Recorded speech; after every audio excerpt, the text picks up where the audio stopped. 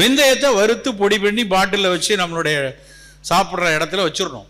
அரை ஸ்பூன் இருக்கிற தானியங்களில் இருக்கிற ஸ்பைசஸ்லேயே வெந்தயம் மட்டும்தான் மிக மிக ஆகச்சிறப்பு. வெந்தயத்தில் கரையும் நாரும் இருக்கு, கரையாத நாரும் இருக்கு. Soluble fibre, insoluble fibre. Soluble fibre இதயத்தில் மாரடைப்பு வராமல் தடுக்கும். இன்சாலிபிள் ஃபைபர் மலத்தை தள்ளும், குடலுக்குள்ள போய் நீரை பூரா உறிஞ்சி வெளியே தள்ளிடும்.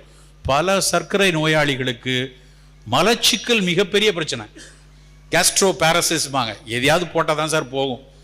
நான் டல்கோலாக்ஸ் போடவா, டுஃபலாக் போடவா, இல்லைனா பொன்னாவரையை சாப்பிடவா, நிலவாகையை சாப்பிடவா, காயம் மாத்திரை வாங்கி சாப்பிட்றேன். பல டயபெட்டிக் பீப்புள் செய்து கொண்டிருக்கிறார்கள். காரணம் என்னன்னா ஃபைபர் இல்லை.